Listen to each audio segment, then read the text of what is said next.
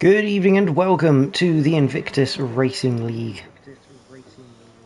This is Tier 1 of the Eco Performance League, the top tier in the community, and we've got a good grid of 19 drivers tonight for round number 9 at the Saudi Arabian Grand Prix.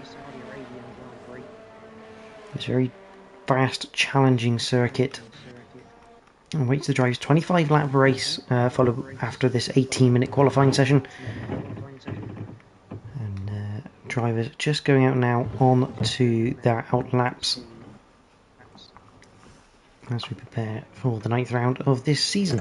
My name is JPH, and joining me now, as you can hear, as always, is Bruce. Good evening, Bruce. How are you? Yeah, good evening, JP. Good evening, everyone. Yeah, I've missed the start as usual. A bit late getting back from the grid walk, unfortunately. But yeah, Saudi Arabia, looking forward to this. I'm assuming it's going to be a dry race, but still a tricky one nonetheless. I don't think you can really assume anything about Saudi Arabia after the last race we raced in before this season. But Jack coming up to the final corner. Interesting, obviously, lap. This is 27 corners, even though it doesn't really seem like it because of how fast it is. Let's go for a lap with Jack then. Up to through the start finish line, DRS wide open into turns 1 and 2. Third gear, bringing the throttle nice and gently. 3 is a flat left, and then you head down towards this awkward turn 4. Turning point, absolutely crucial. Don't want to be clipping the wall on the left. You can also get track limits if you're on wide. Through 5, 6, 7 and 8, just really fast S sections. 9, 10 is a bit awkward because of the curbing. 11 and 12 are just flat, not really corners. Into the banked turn 13, halfway through the lap. You just see different lines you'll see through there tonight. Jack using a slightly tighter line on the entry and opens it up through the exit. 14 flat, 15 flat, 16 down a couple of gears. Bringing the throttle for turn 17, 18's on the exit of it there. Then you got 19 into DRS through 20, 21, then down into Schumacher's corner number 22. You're going to drop it 2 gears, down 3 for Jack, and then pick up the throttle as you go through 23, 24 is flat, back into DRS. You have 25 and 26, these two little kinks again, not really much of a corner, just absolutely pinned flat. Then turn number 27, down to third, try and square up as much as you can, get on the throttle, as this determines how good a run you get down the pit straight. DRS back open again, and it's a 28.76 for Jack to start us off.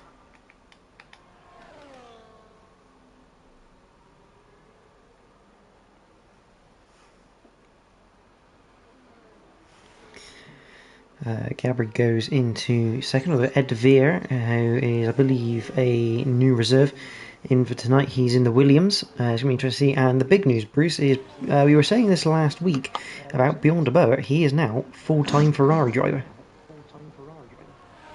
Yeah, really good for him. Good for Louis as well. I have Bjorn as a teammate as two very, very solid drivers there in that team now for the Prancing Horse. And yeah, definitely, I think we saw last week Bjorn de Boer had an excellent race last week, and yeah, ended the dominance of Merc this season. But yeah, really good to see, and hopefully tonight it'll be just as unpredictable as it was last week. Yeah, absolutely. And Ren's in the chat. Initially saying no sound. Yep, that was the small idea, is we don't display the sound straight away. We make sure the stream gets up and running, and then we come in slightly delayed after the start of the stream. Just to make sure we are all good and working. Lucas Blaha, it's good to see the return of Lucas Blaha. He's just gone into provisional pole position within the Haas department. And we've got Louis on a lap at the moment, just coming up to Schumacher's. Yeah, Lucas has been absent for a fair while now. But yeah, I can see him back, and yeah, setting a really good lap time now in the Haas. Currently the Haas 1-2, obviously a few people still to set times. I think Sydney invalidated his last lap, so he's in the pits now.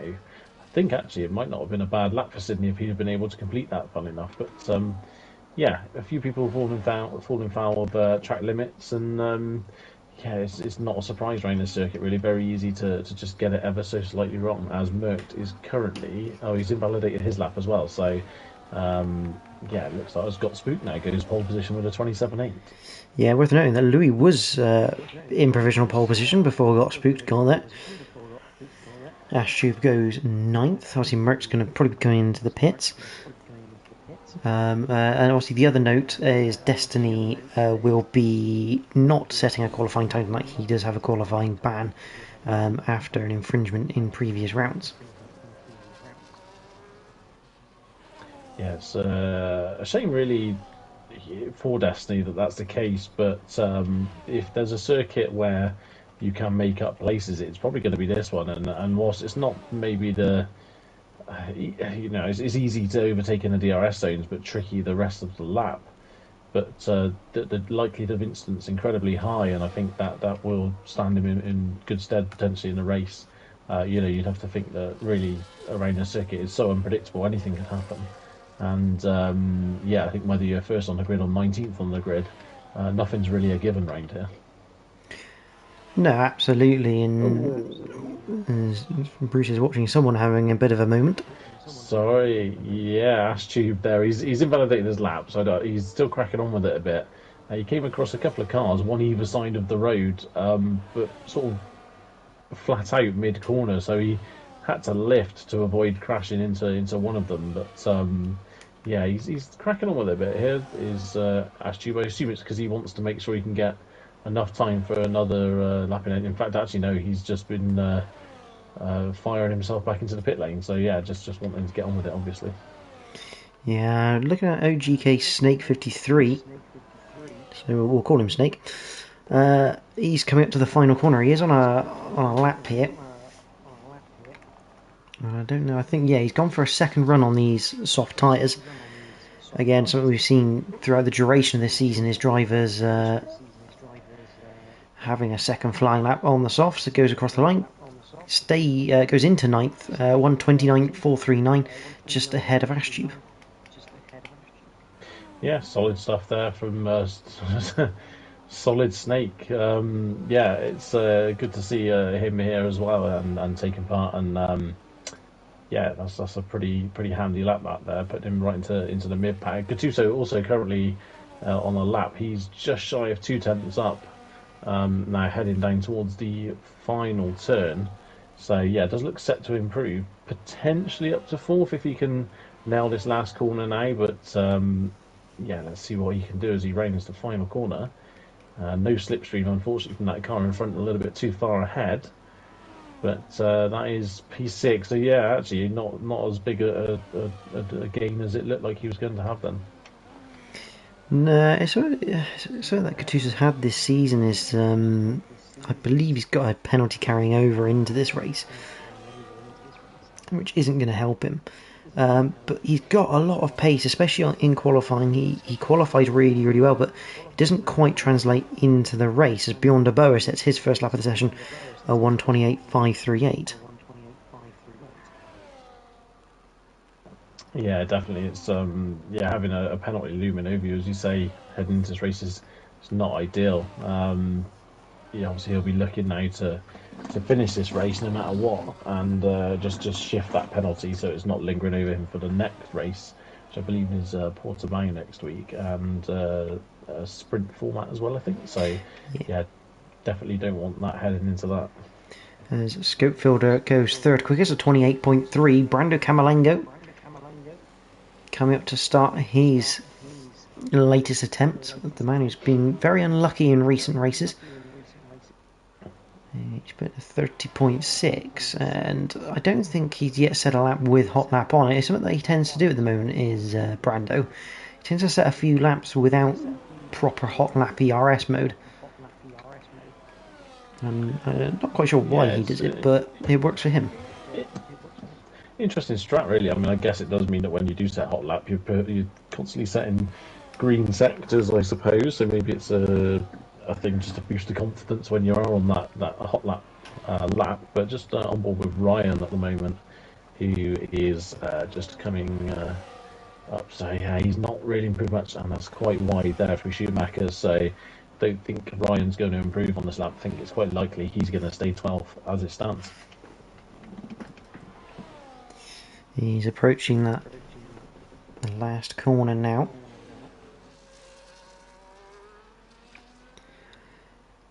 Gets the DRS line.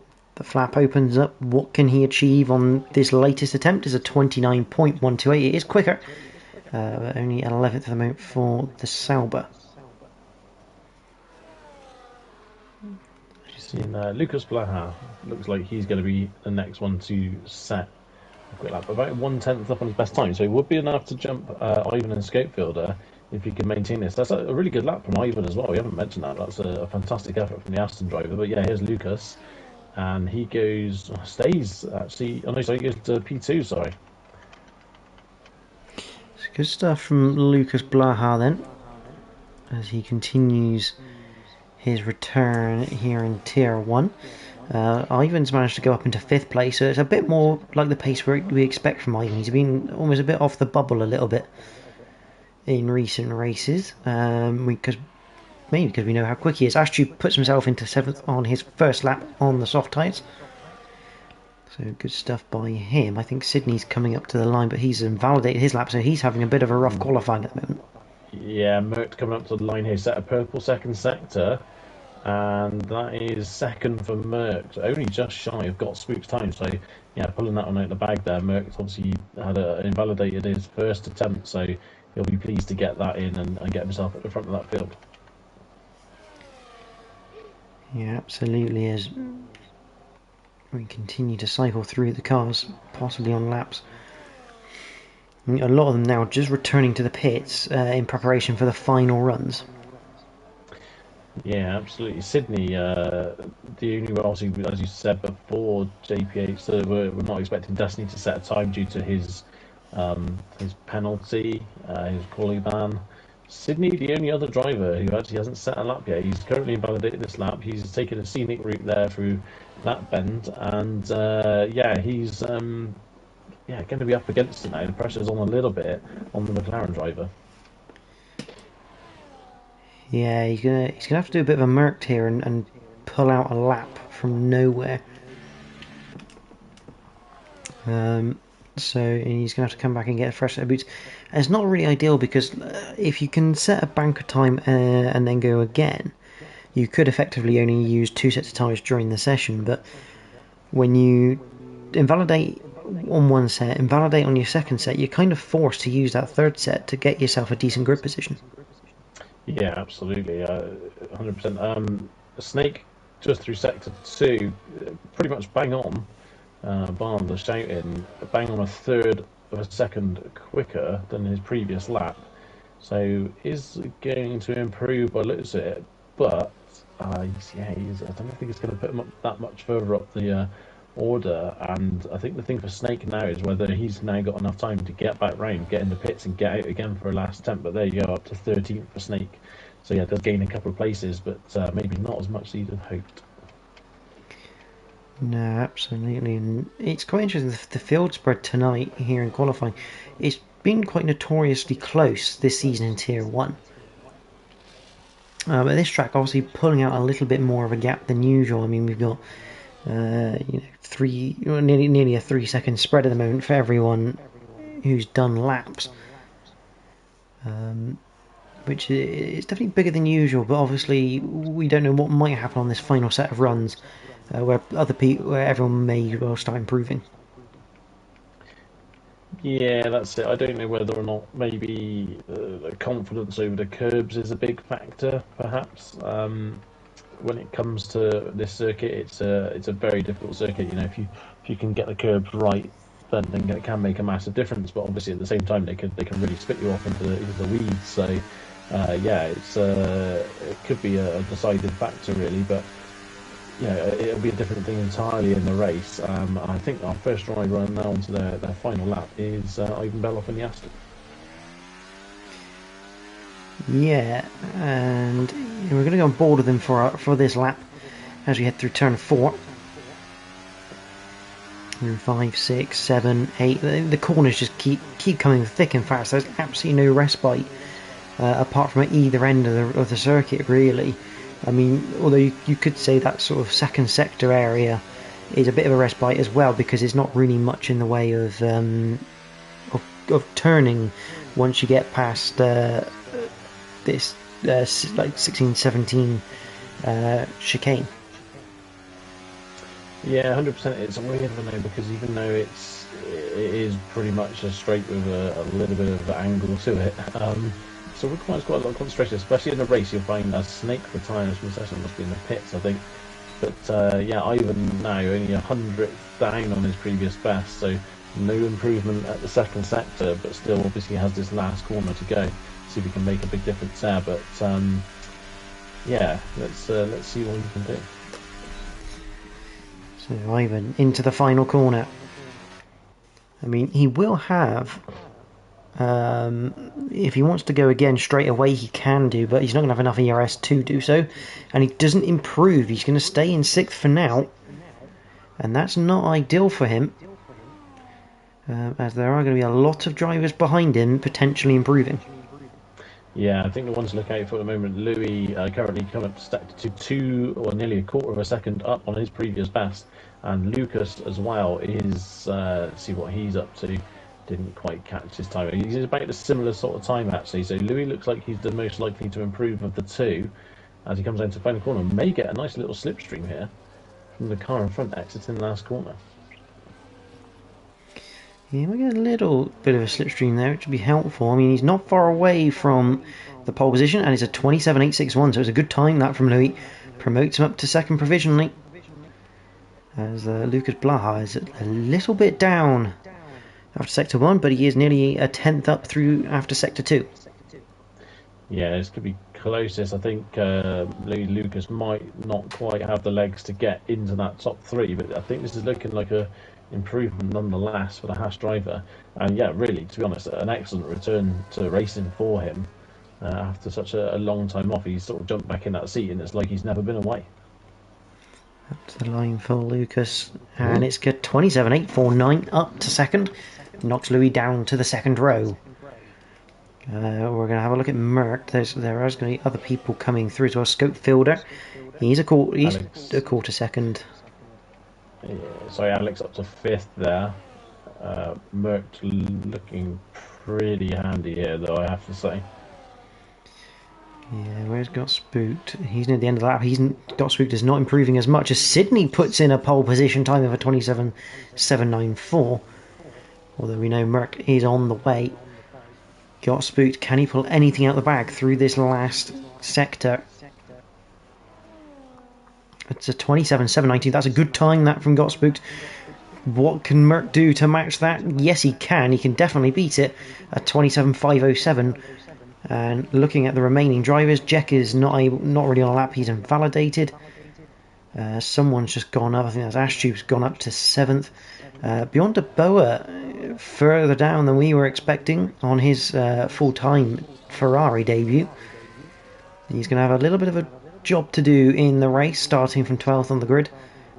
I think the only other person is Keza, who puts in a 129.1, meaning the field spread is around about 1.6 seconds. Yeah, I mean, not too bad really, to be honest. It's as you say, it's a tricky track with, you know, the confidence over the curbs can gain you quite a lot. But yeah, Ryan improved there right at the end. Keza did actually improve his lap time, I believe, but just not enough to get him off that 18th position. But yeah, interesting quality. Incredible lap there from Sydney at the end. To, you know, we said he was under pressure because he hadn't actually set a lap time. So yeah, that's excellent work from a McLaren driver. And yeah, it's a pretty colourful front end of the grid. I think that's 7 different manufacturers in the top 7. It is, yeah. And if unfortunately, if Scopefield had managed to find another 10th, it would have been 8. But yeah, very good to see a mixture of drivers and teams up at the sharp end. But Merck, once again, his qualifying form has come back to him and is another front row start. It's another pole position for the reigning defending champion, you know, in his quest for another defence. Yeah, absolutely, 100%. So yeah, here's your grid for the Saudi Arabian Grand Prix. It's Merckx on pole in the Mercedes with Gottsboot, second in the Red Bulls, Sydney third in the McLaren, Lucas fourth in Haas, Louis fifth, Alex sixth, Ashtube seventh, and Jack eighth, Scoopfielder and Brando ninth and 10th, with Ivan and Bjorn 11th, 12th, Ryan 13th, Gabri 14th, Ed in 15th, Katuso 16th, Snake 17th, Keza 18th, and Destiny, as you said, 19th with that qualifying ban for tonight. I think the key thing around here tonight is going to be strategy. Um, I mean, it's awkward around here because you definitely think you're going to get a safety car. I mean, last night in Tier 2, we only had a virtual safety car for about half a lap. And whilst it did help one particular person, it wasn't exactly a massive benefit to everyone. And you kind of have to plan these races as if they're going to be safety car free, because if you don't, you can be on completely the wrong strategy for the whole race. Yes, no, exactly.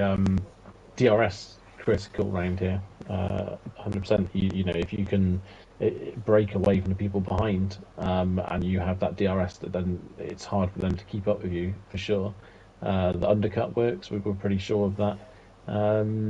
And yeah, as you say, safety cars can make a difference. As you say, last night we only had the VSC, so I think there was maybe a couple of incidents towards the end of the race that would have been safety car worthy, but unfortunately beyond the threshold for the safety car dispatch. So I think Burnt was already in the pub at that point. So yeah, it's a tricky race. It's difficult. It's kind of short as well. It's not a long race, so you don't have a lot of time to think. That it's such a busy lap that by the time before you realise you're 20 laps into the 25 lap race already. So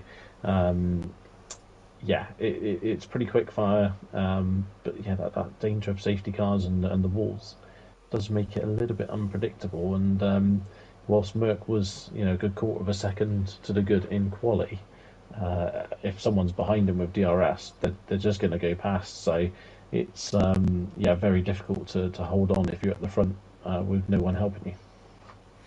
Yeah, absolutely. I mean, and in terms of tyre strategy wise, I mean, I think we're going to see most people go for the mediums because of that potential risk of the safety car, but also because the hards will go pretty much the whole race, as we saw last night. They will go a very long distance. They won't be very kind at the end if you pit really early, but they can manage to do the race distance on that set of hard tyres.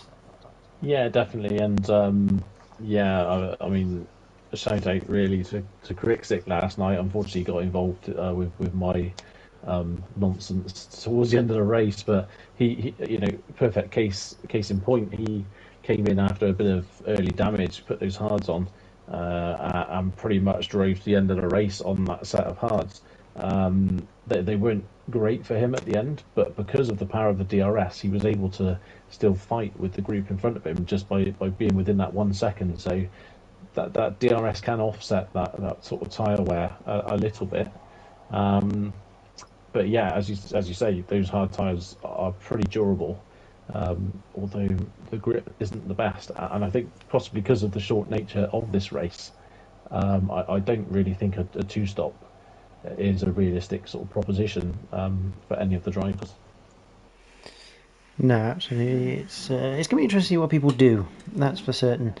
We're just waiting for everyone to go to the grid and being ready for the formation lap here in Saudi Arabia.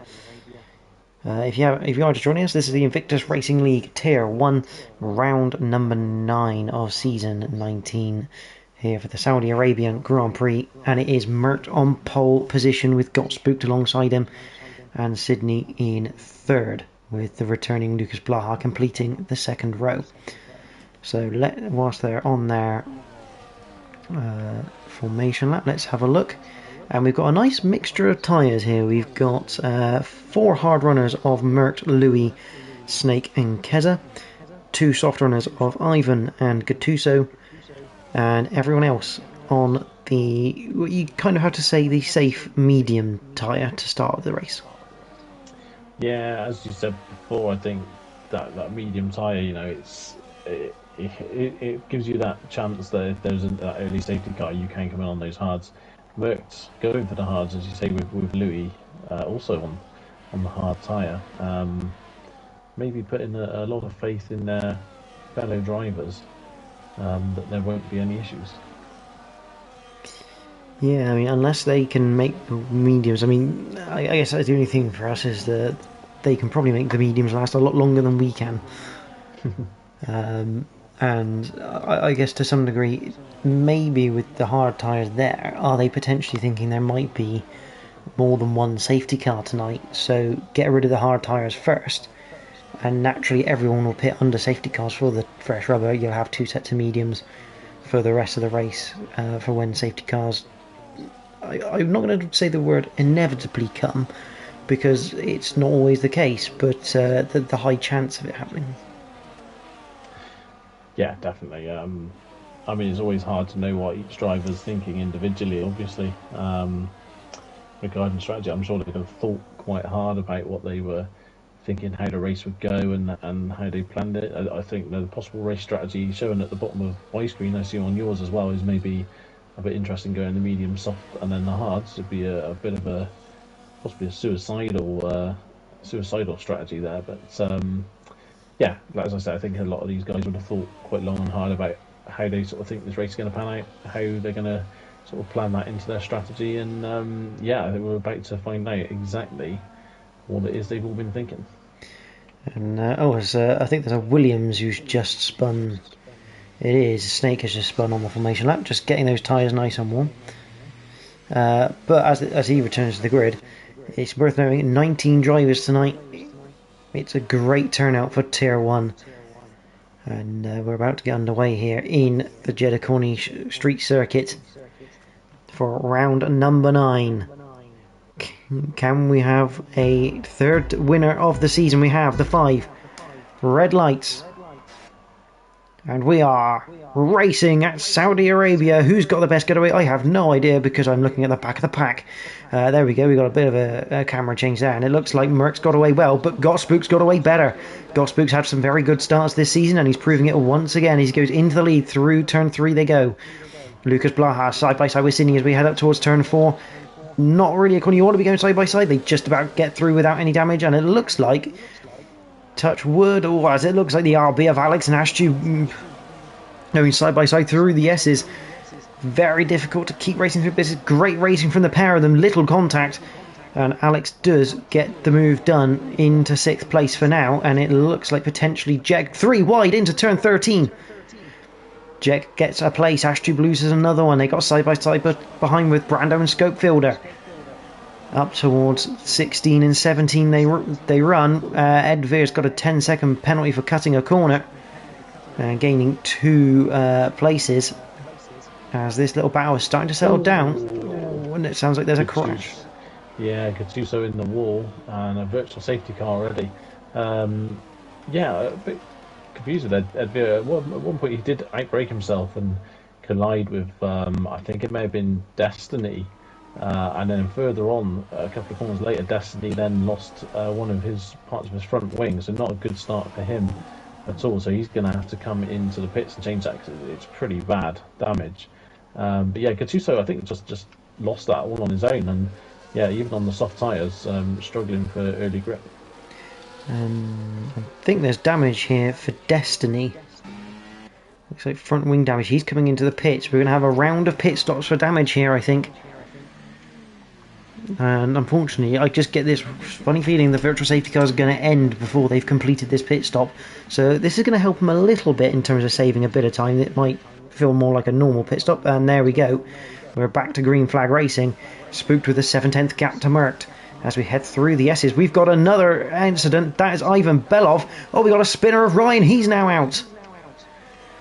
2 crashes through the S section. And amazingly, we're still under green flag conditions, and we are now going to have the safety car. Yeah, I didn't quite catch exactly what happened. I caught the tail end of it when Ryan collided with someone, and yeah, it quickly hoofed me off of his onboard when that happened. So yeah, I didn't exactly see the cause of that at all. But yeah, a little bit disappointing for Gattuso and Ed. Obviously, that virtual ending while they were in the pits. But yeah, this is a game changer now. And we've obviously got Spooked actually now in the lead. It could be awkward now for the likes of Mitch. You know, we're pretty confident that you can come in for those hards and get to the end of this race. So will anyone actually take that risk? I guess the problem with doing it this early is if you're one of the only ones, you've then got to get back through the pack, and it's not the easiest thing around here, especially if you end up in that DRS train. He's got Spook. I think Got Spook's going to do exactly what we think people might do. He's in the pits. We've got, looks like Jack was faking into the pits. Scopefielder's going for it by the looks of it. And I think it may just be those two. I think it may well just be Scopefielder and Spooked taking that gamble. Yeah, very interesting to see how this plays out now with them. I mean, they haven't dropped right to the back of the pack because of obviously Destiny, Gattuso, and Ed Veer's issues on lap one. So, yeah, not quite an entire pack to get through, but still going to be hard work. One thing I'm surprised about, and as I say that, was Gattuso went back out on a set of soft tyres. So he's now coming back in the pits to probably go onto hards. I'm surprised he didn't just go onto the hards for his pit stop for that damage. Unless he was planning some weird two-stop strategy and didn't change his tyre on the way in. But he's now on the hard tyre looking to go to the end of the race.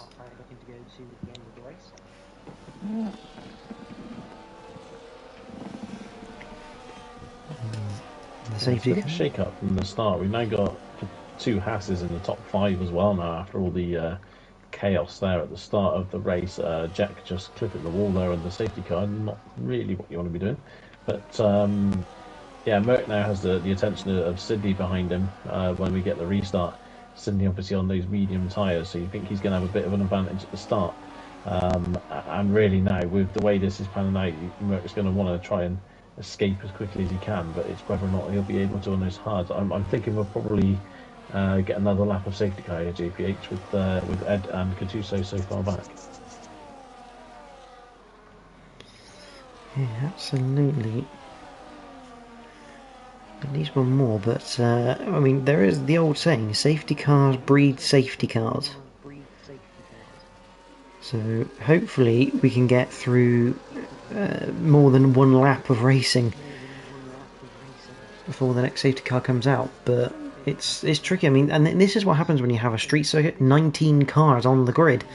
It's almost inevitable that something's going to happen. Yeah, definitely. Update on the Ivan and Ryan incident. It appears as though Ivan has clipped the inside wall on the left-hander, which has ripped his wheel off, and Ryan's come around the corner and just collected him basically. You know, Ivan was just off to the side, but yeah, Ryan's collected him and then taken his wheel off as well. So yeah, two totally separate incidents, removing them from the race. Yeah, so big shame, especially for Ryan. I mean, it's always worse when you're kind of an innocent party in that you just know where to go, and that's the end of your evening. Obviously for Ivan, obviously it's disappointing for him. Obviously it's a mistake by himself, so you can kind of not be so aggrieved by it, shall we say. Yeah, it's still obviously massively frustrating, but yeah, it's self-inflicted. Is, you know, at least then you can only direct your frustration towards yourself rather than other people. But yeah, I think Ryan he came in quite hot under yellow flags, and he's even said himself in the driver's room that's the case. And yeah, he barely clipped Ivan, but I think he just caught him at an awkward angle, and yeah, very unfortunate for the Sabre driver. Yeah, I think it's one thing that's always going to be a little bit of an issue in sort of sim racing itself, is with the yellow flags. Obviously, you don't really want to slow down, but sometimes that can lead, especially with this game where the cars don't ghost, it can lead to some pretty severe accidents. So it does bring a slight bit of realism into it if you decide to go into a yellow flag zone with utter confidence that people suddenly turn into Casper, but yeah, it's definitely one item of sim racing that I think eventually will be improved upon by all drivers. Yeah, definitely. I think you're right. But yeah, here's a restart. Oh, bit of a sideways switch from both Merck and Sydney, but Merck still gets good traction, and I think Sydney's going to be under pressure here from Lucas. Down to turn one they go on the restart, on to lap 5 of 25. Lucas looks to the inside, thinks better of it. There's a red ball. Oh, Brando down the inside of Ashtube. A little bit of wheel-to-wheel contact, good racing. It's hard racing from the pair, but they do survive, and Brando's still on the inside. I think Ashtube's going to have to give that one up into 4, because that is not a corner you'd go side-by-side in. Further back, you got Spooked, got past Keza already, so he's starting to make his way back through the field after that pit stop under the safety car. He's going to be looking to get through these drivers as quickly as he can, because he wants to be near Merckx when Merckx pits to get basically a pit stop ahead. Yeah, definitely. It's what's about it. Quite a clean. Oh, it was clean, but Alex I think has an issue. Oh, and he's out. Alex is out. That's a huge accident. Huge. Someone's gone right into Alex, and plenty of people now getting 10-second penalties. I wonder if that was Gabri that went into Alex. There's no front wing on the Aston Martin. I think that's the person's. I don't know what initially caused Alex to go round. Destiny's now got a 10-second penalty for ignoring yellow flags. People picking up penalties left, right, and centre. But it looked like Alex was facing the wrong way. Yeah, Snake was also missing his front wing as well. So yeah, didn't see the initial, as you say, the initial incident. All I caught was Alex sideways in the road, and was very much collected by at least one or two drivers. So yeah, as you say, lots of penalties floating around. Safety car out once again. This is almost better timing now for the likes of Sydney and Lucas, and well, Lucas staying out, Mercked in. Yeah, interesting stuff. This is kind of worked out okay for the likes of Got Spooked and Scopebuilder. Yeah, and the nice thing for the pair of them is that they've only done half a lap of racing on those hard tyres, so they're still practically brand new. Yes, no, definitely. So yeah, I mean, they have big gains for them. Looks like Merck's coming out the pit as 9th, Sydney 10th. One thing I would say actually about this, obviously we've got 10-second penalties for Gattuso or Destiny, but if they can take these hard tyres to the end of the race and they don't have to pit again, they can appeal those 10-second penalties, which, to be honest, it seems like there's quite a good chance they'd be successful if it's just from collecting a stricken car. So you know, there's no need for them to pit. If they do pit, for those that don't know that are watching, if they do pit and the game obviously would then make them sit there for 10 seconds, they can appeal that penalty. So yeah, if they stay out and get to the end of the race on those tyres, there's every chance that they'll get those penalties removed. Absolutely, and the other interesting fact here is, will the mediums do well? It's probably going to be about 18 laps when we get going again. I mean, they didn't feel very nice last night after about 11-12 laps, so it'll be interesting to see how they go to the end. But again, is this Merckx maybe thinking now he's got people on hards around him, he's going to have superior grip, and there's bound to be another safety car coming during this race where he can just slap on another set of mediums and then go to the end on that set instead. I mean, anything can happen around here. We're 6 laps in and we're already on the second safety car. Yeah, exactly, and I think maybe that's possibly, as you say, what he's thinking. You know, at the end of the day, we still have quite a lot of laps to go. Safety cars do breed safety cars, and whilst we have had one almost immediately after the first, as you say, there's every chance there'll be another one. And yeah, maybe relying on that to come in for another set of mediums, or maybe even put his hards on that he started with. Aaron Gabri has spun it under safety car in that final corner, and he's just damaged his front wing, so he's going to have to come into the pits to get that damage sorted, because that's a lot of wing damage he's got there. That's not ideal. It just makes you wonder whether or not the safety car... he's retired. Gabri's retired from the session, which is very interesting. I'm not really quite sure why, but there we go. That's his personal decision, obviously. So, but yeah, I mean, plenty of time to get back into the race, but feeling enough is enough for the night. Yeah, big shame that for Gabri, and it's like we always say every week. It's especially when you're under safety car. Okay, granted your strategy's kind of gone a bit wrong, but the way this is going, there would probably be another safety car. He could come back in for the hard tyre, put on those hard tyres again. He would have been absolutely fine. He'd been back up to the back of the pack and still well within this race and well within the possibility of points. Yeah, definitely. I mean, it's only 15 drivers left now. Would have been 16, obviously, if Gabri would have stayed in. Doesn't take much, does it, with the way this race has gone so far tonight? Yeah, to still have got something out of this, but there we go. Is what it is. Yeah, I think we're quite likely to go back racing now at the end of this lap. But interesting to know what Lucas and Jack's plans are really from here. I mean, I'm surprised they didn't come in and pit for hard tyres, maybe feeling they're a bit too close to each other, possibly for a double stack. But you'd have thought at least Lucas would have come in, taken that chance, and yeah, safety car in this lap. So we're about to go racing once again, and this time it's Lucas leading us off. We head up towards the final corner here on the 7th lap. We are going to have 18 laps of racing to go. Just weaving, still waiting. You got to pick your right moment as Jack nearly into the back of him. Oh, that's Gattuso into the back of Destiny. And Gattuso picks up another 10-second penalty for colliding with someone. He's now in the pit. Potentially that's going to be a retirement. But we're back racing again, and it's 3-4 wide. And as I suspected, Gattuso has retired from this race, unfortunately. Ooh. We've got the McLarens going backwards. Bear in mind, they're not teammates. Keza is just a reserve.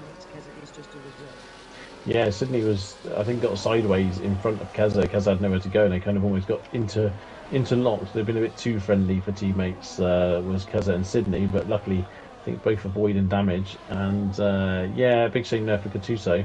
Obviously, down to 14 drivers now. Like most of the races this season, with the casualties, we could be going down towards maybe 12 drivers and just finishing get you points here. But we shall see how the race develops as Merckx unable to get past Ed Veer, but Destiny making a move on Scopefielder as we head through the flat out curves down towards Schumacher's, and that's without DRS.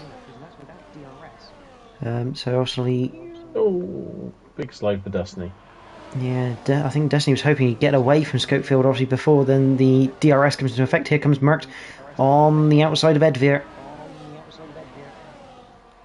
Through to the final corner, and Ed Veer on the inside, but you feel round the outside of this final corner is the better way of overtaking because you can get throttle on a lot earlier. Snake and Bjorn having a little tussle for position there. Scopefielder, he goes back past Destiny, and all this is going to do is just allow the likes of Got Spooked just to start building a gap to Merckx, and obviously Merckx not wanting to give too much space here to Got Spooked, because obviously if a safety car further comes along, he doesn't want Got Spooked to have that sort of advantage where he's got the ability to keep Merckx behind and lead that safety car restart. No, exactly. I mean, you have to feel right now, if a safety car was to come out, everyone's going to pit for new tyres, and this would be basically your order after sideways. Scopefielder losing the back end through the bank turn 13. Luckily no damage done, and it's Destiny now leading Merckx for the battle for 5th. And amazingly, Scopefielder hasn't really lost much in the way of time. He is now 7th, fending off Ed Veer, but you feel they might want to work together a little bit just to hang on to the back of Merckx and stay within this battle, because if Merckx doesn't play this right... Oh, and is that a bit of gamesmanship from Destiny there?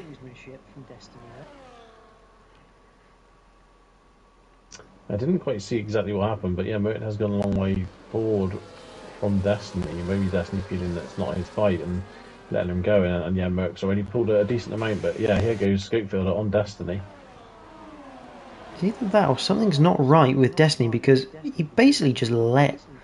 Oh, is this going to be 3 wide into turn 1? This isn't going to end well. There is damage, there is a spinner of Edvir, and you kind of have to feel maybe Edvir slightly optimistic that that was going to work, just hanging on that rear corner.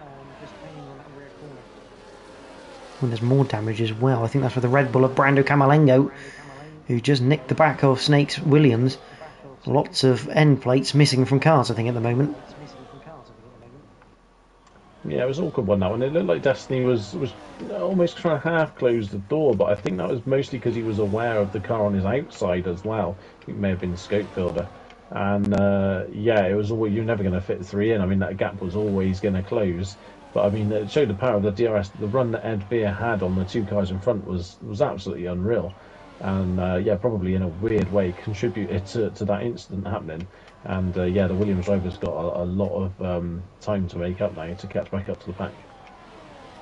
Well, at the front, Louis is all over the back of Jack. Got Spooked isn't too far behind.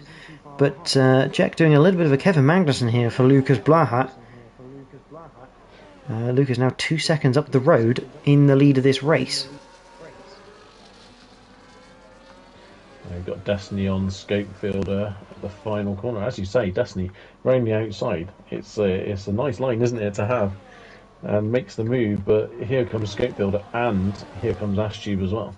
And Got Spooked, Louis and Got Spooked have got past near the front, but we're going to watch this action side by side between Ashtube, Scopefielder. We've got side by side behind as well. Try and keep an eye on all of it.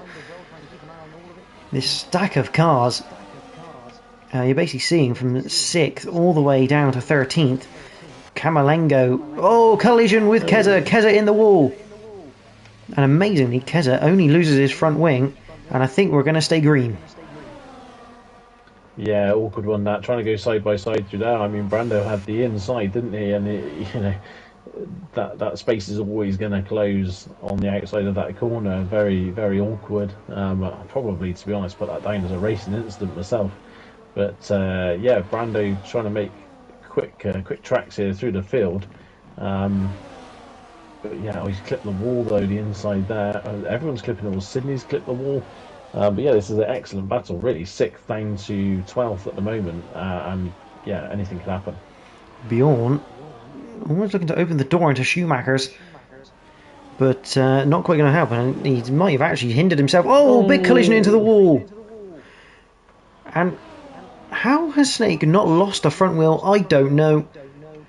But looked a little bit squeezy. I mean, Beyond the Bow probably poking his nose where he probably didn't need to, but then also Snake sort of closing the door as well. It's just a mixture of everything causing that incident. But yeah, amazing. No one retired. Yeah, I mean, I think Bjorn had a run there on Snake, but Snake retires from the session. Unfortunately, he's out of the race. Bjorn had a run, and the space was there, but then Snake closed it very quickly. It was kind of almost too late, really, for Bjorn to then back out of it, unfortunately. So, yeah, I'm not really sure how to call that one on first look, but yeah, luckily Bjorn and Kaz are obviously in the pits now, so they've dropped a lot of time. They're going to be wanting a safety car. We're down to 13 drivers of the 19 started. We're not even halfway through the race. No, it's quite a high attrition rate at the moment here in Saudi Arabia.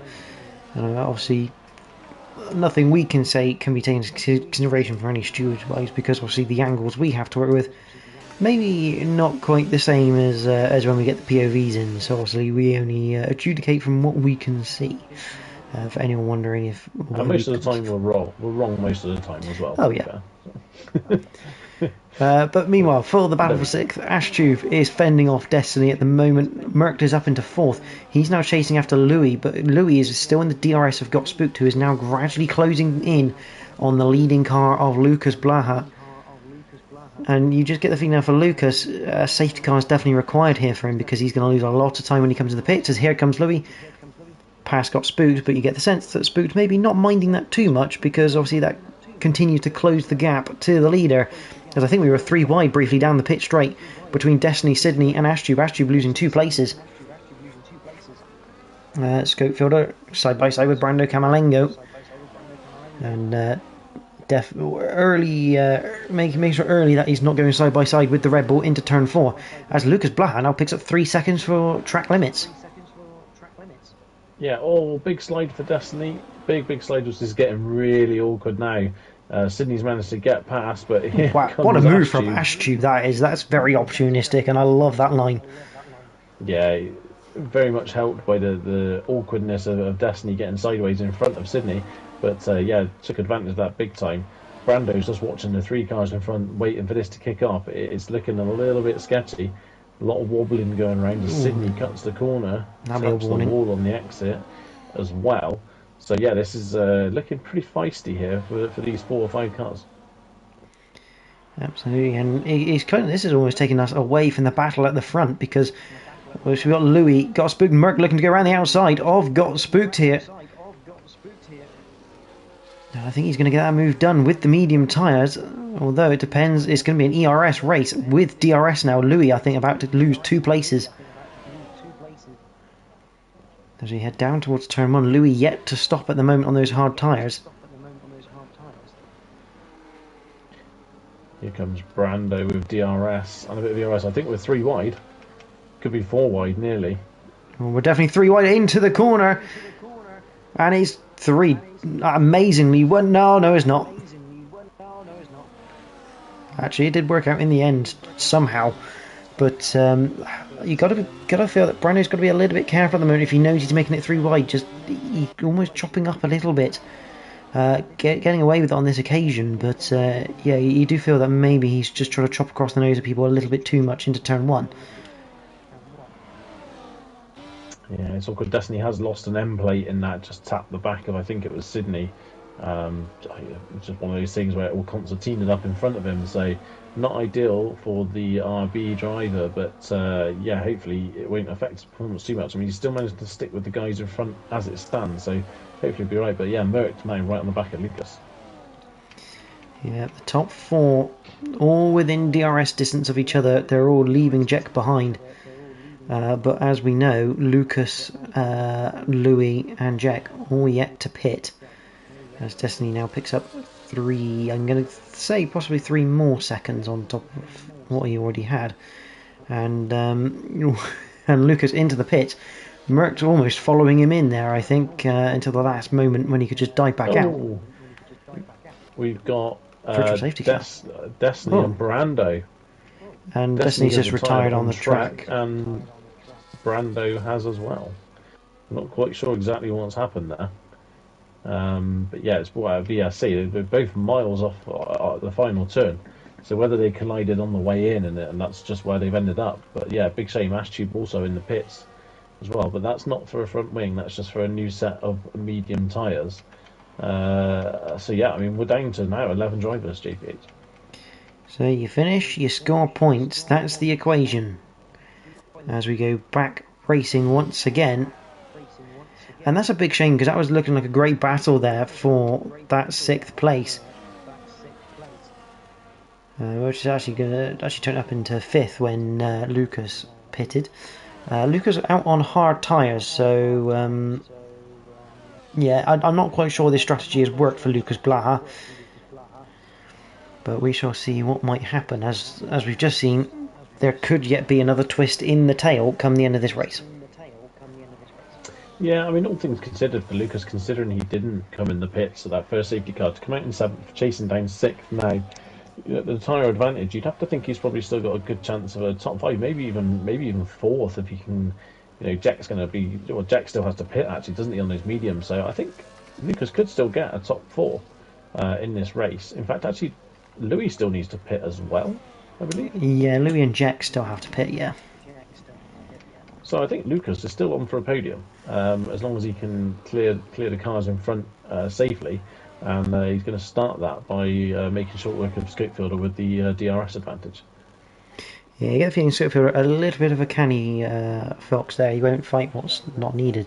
I mean, the biggest help there for Lucas Blaha is he had the virtual safety car come out whilst he was in the pit, so the time that he lost wasn't as great as a normal green flag pit stop, which obviously he'll very much take very graciously with both hands, I think. especially on the basis that the likes of Merckx and Got Spooked, they're going to have a long race on those tyres.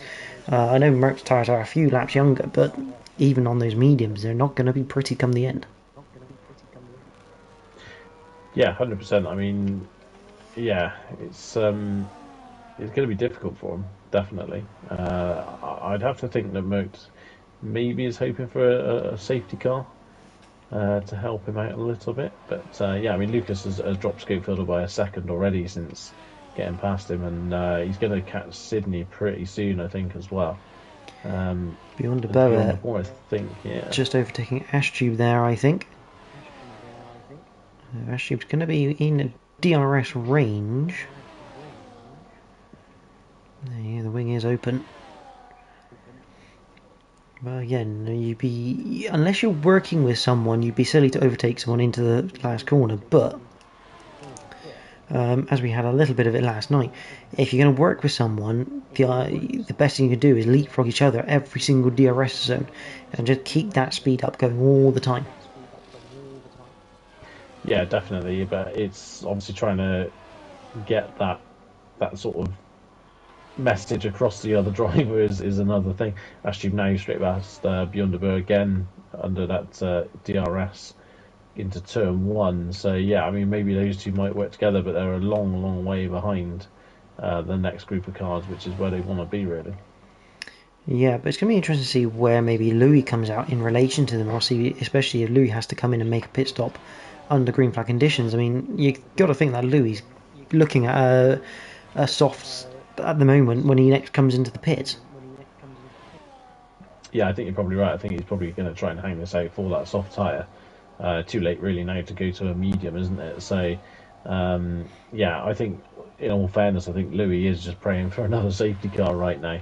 That's pretty much his strategy, I think, as it stands. But yeah, I mean, worst case scenario is because it gets 3 seconds. Worst case scenario, he goes to the softs, maybe tries and bags the fastest lap as well with the soft tyres. But yeah, this isn't gonna be quite where he wanted to be after qualifying. Yeah, absolutely on board with Bjorn de Boer. His first race in the Ferrari. He's going to score points as long as he finishes. And Jack into the pits now he comes. And I'm going to guess he's going to try and go softs to the end. Although even the softs around here aren't going to be too pretty come the end if he puts those on. But he is going to put them on. And here comes Bjorn de Boer. Pretty simple DRS overtake on Ashtube. And that's a bit of a sign there for Louis. The fact that Jack was about 6 seconds behind him. And he's come out just behind Bjorn de Boer and Ashtube means... Oh, as Ashtube clips the inside wall at 4. Gets a bit of wing damage, but luckily no wheels come off the car. What I was going to say is that's good information for Louis because it means that he's going to come out ahead of Bjorn de Boer with a nice little bit of clean air before he hits Schofield, so he can actually maybe make use of the tyres a little bit.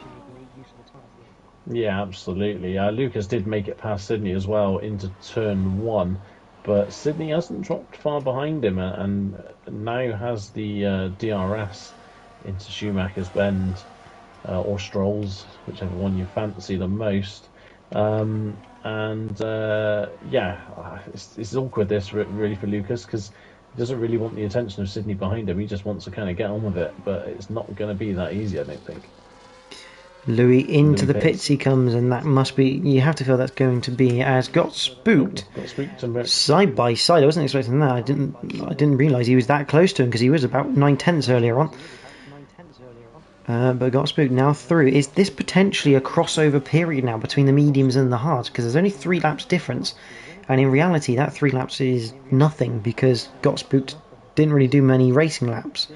I think he done maybe 3/4 of one.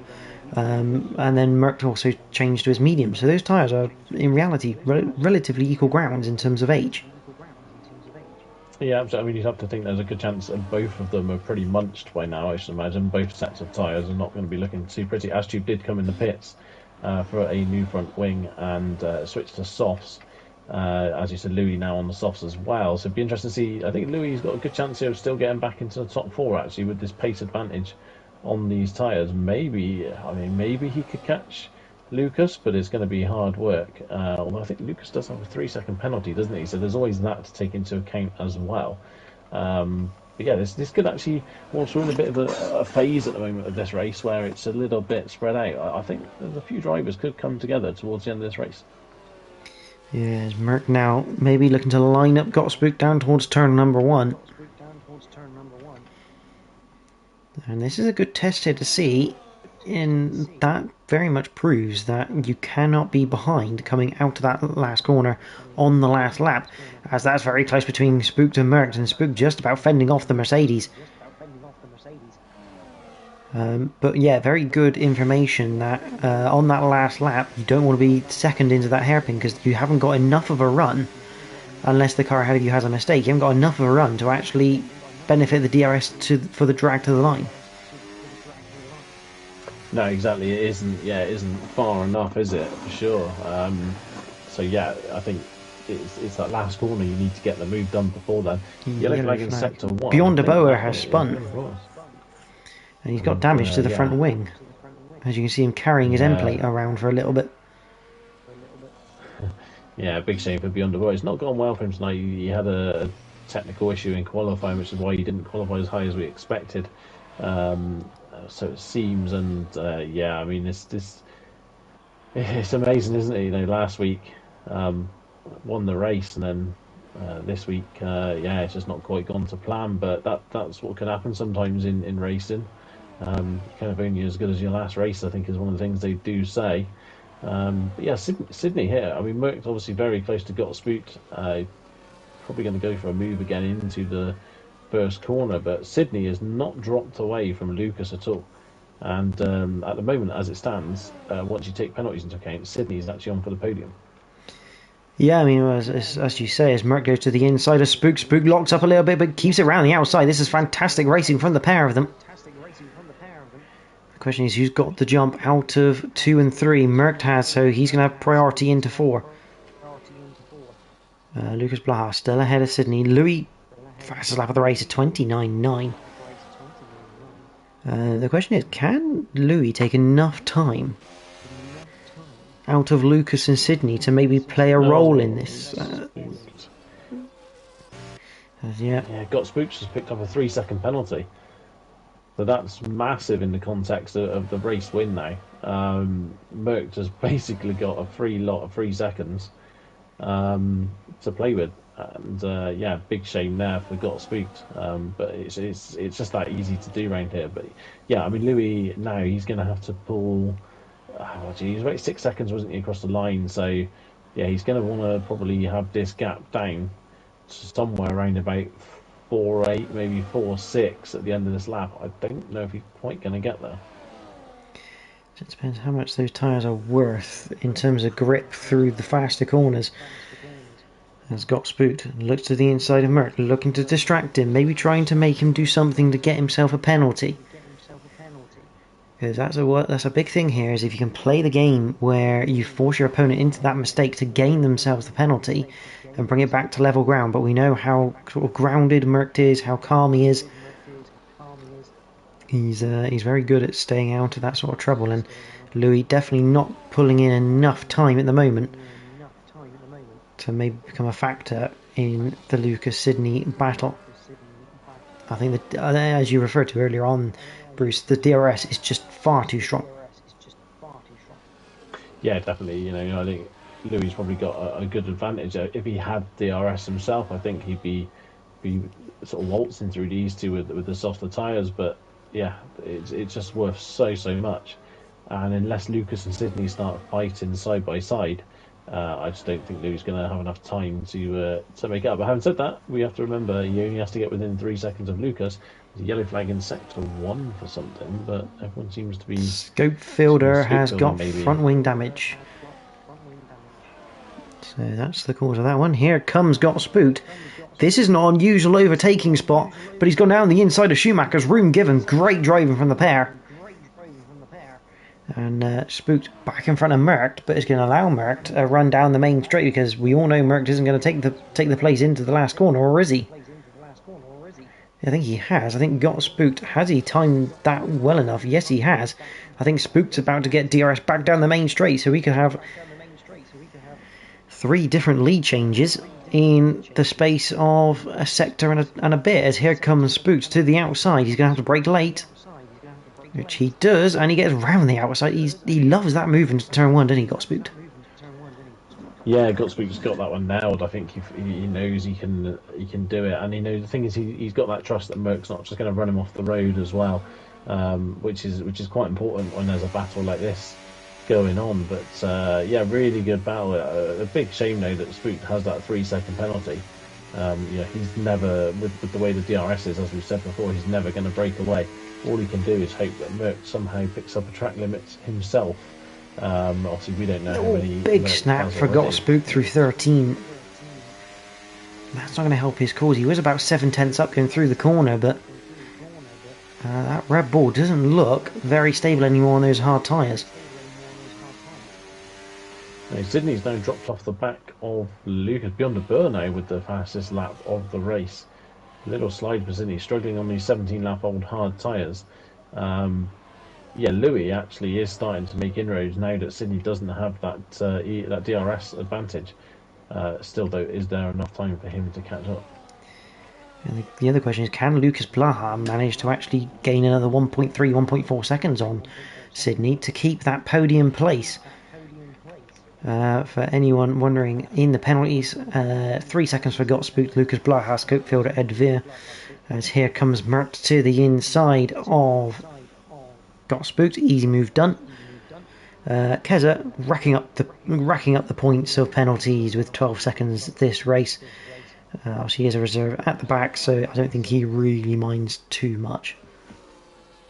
No, a good experience for Keza racing in with the Tier 1 guys. Obviously races Tier 2 and his race was cut short yesterday, so I'm sure he'll be praying he can get through his last couple of laps as he gets another 3 seconds. He's obviously just trying to cut everything to make it a little bit quicker perhaps, but yeah, good to see him going, and he's going to get a finish hopefully, as long as he keeps it on the black stuff.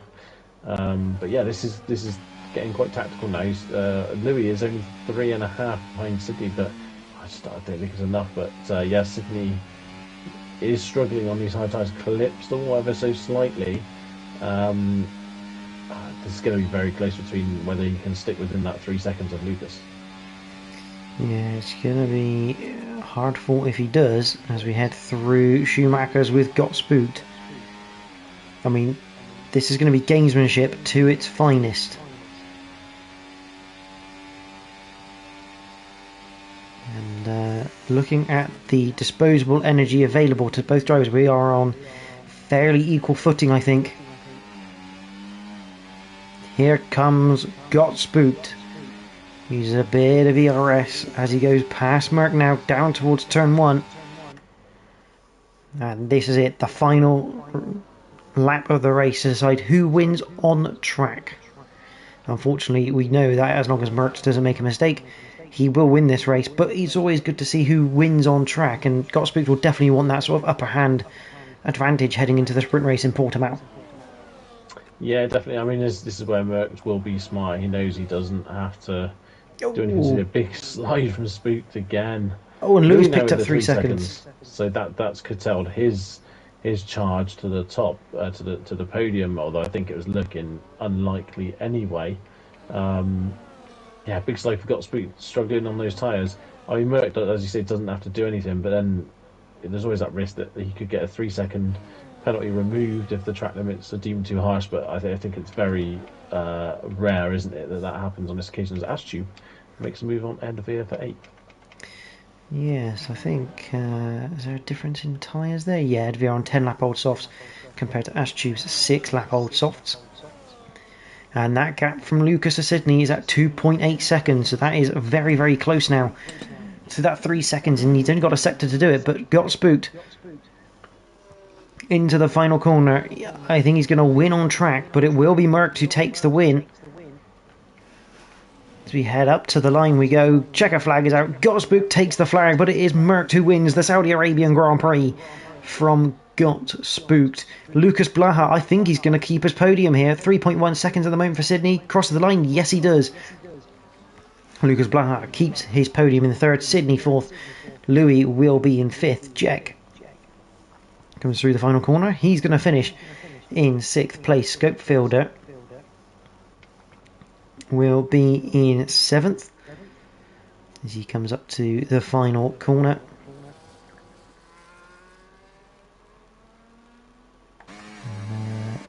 He's going to. It's a long way for the Alpine driver to get across the line, but there he is, seventh for him. Ashtube is going to come home in eighth after quite an adventurous race for him. Whilst Edveer on debut, I believe it debut anyway, in ninth. Depends if people have changed the name. Beyond de Boa has a bit of a tank slapper across the line. Now we're just waiting for Keza, who's going to be 16.4 as he slides it around that final corner. Either he's getting some mental force feedback through the wheel, or he's having a bit of fun as he finishes in P11. Yeah, I think with all his track penalties, I think he was probably 4 laps down at the end of that race. I think I'm not entirely sure there for Keza, but it's a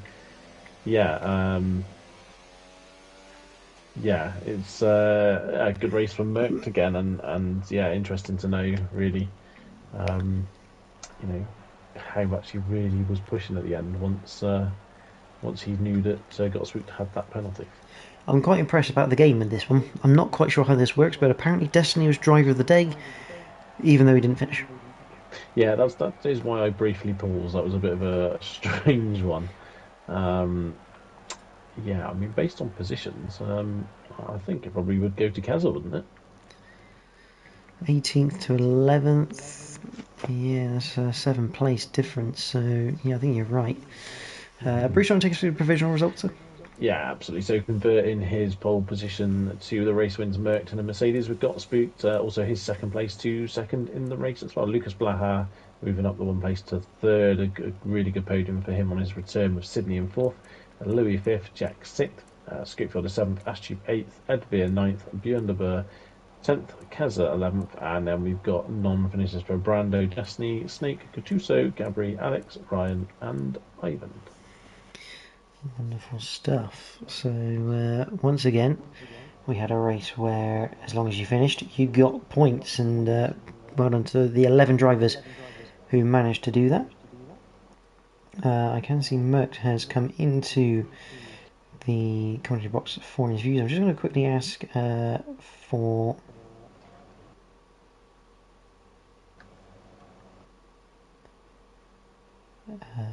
Lucas Blaha and Gottswood. So if it tags him correctly.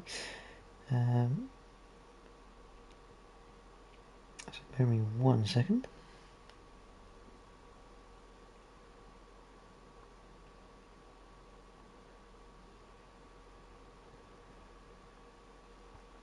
There we go.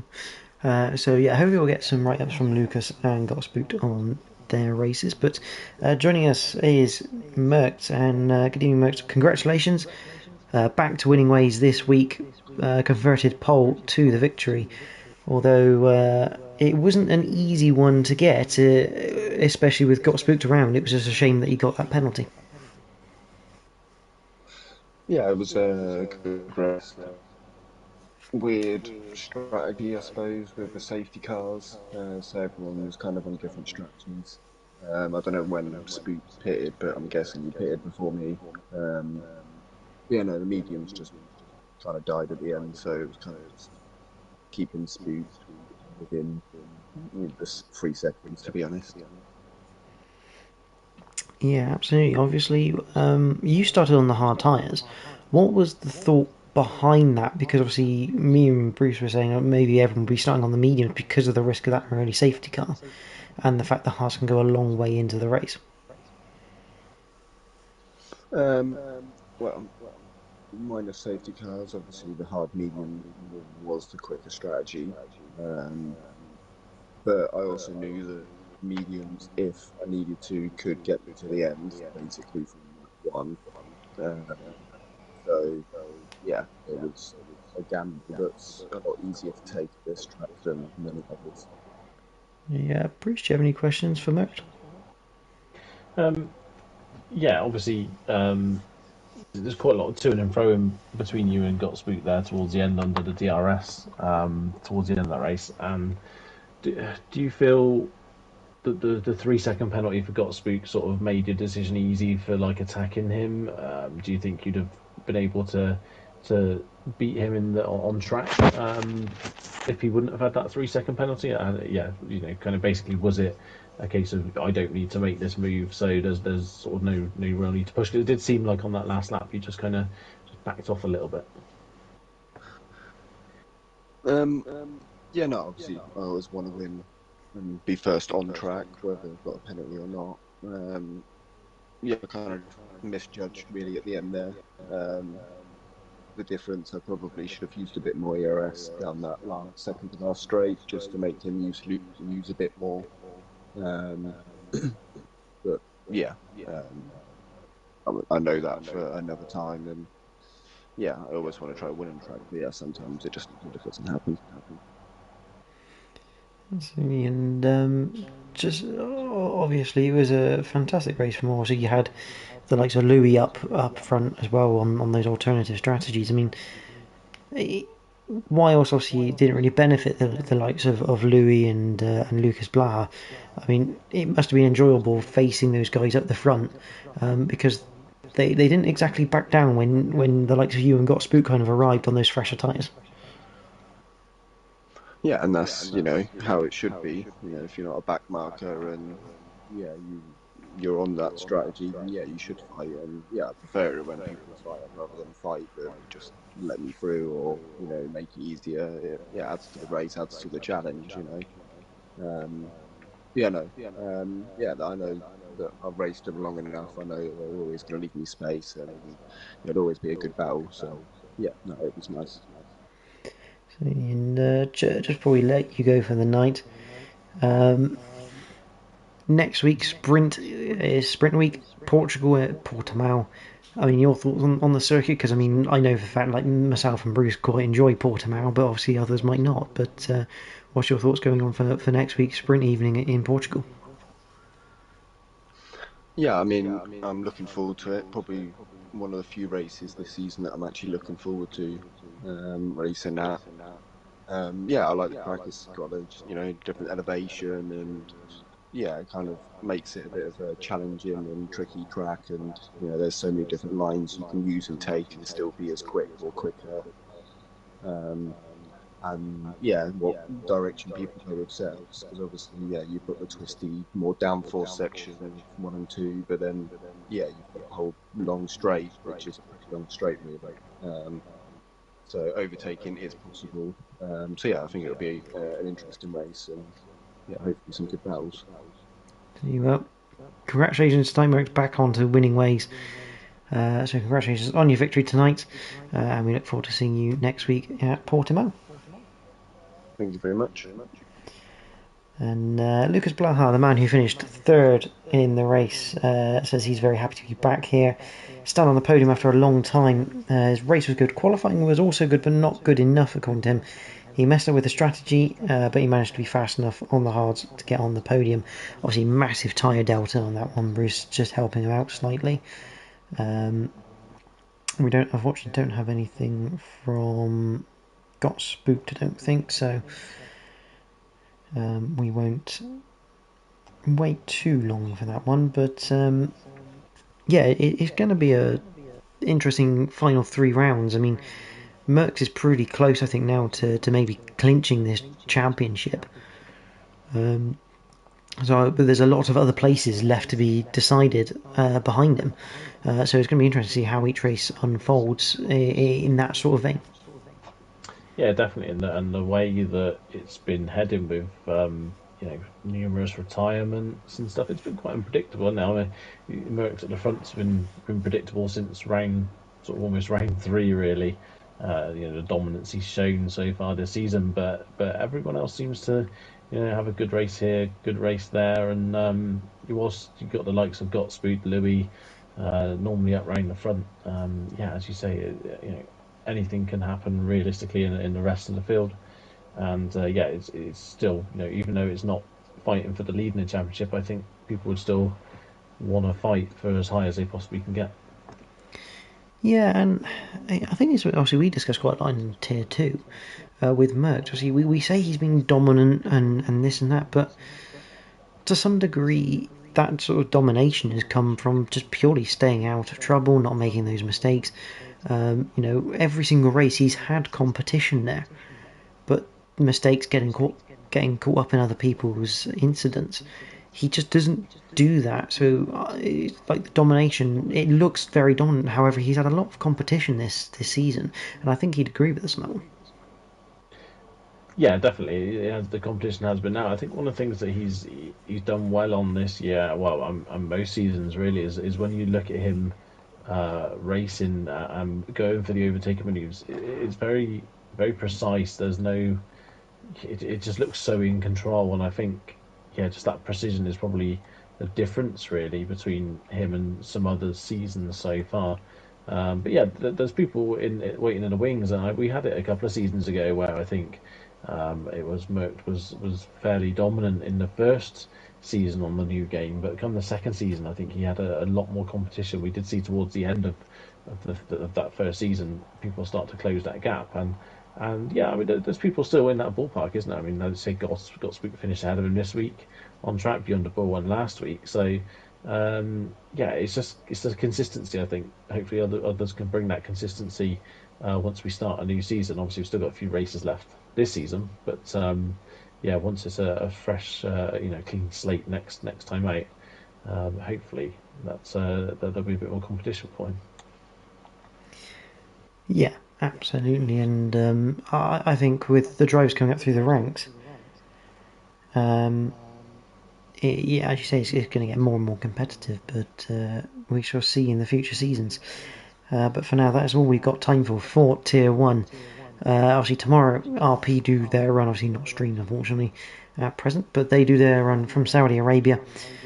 I'm sure there'll be many drivers' POVs available as they live stream it. And we'll be back next week, obviously, Tier 2 from Portimao on the Tuesday, brought to you by Joe Hamster and JP911. And Tier 1 on the Wednesday.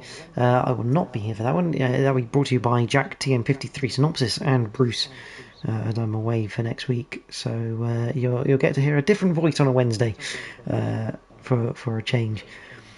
But from myself and Bruce, you've been watching the Invictus Racing League Tier 1 from Saudi Arabia. We hope you've enjoyed it. Goodbye.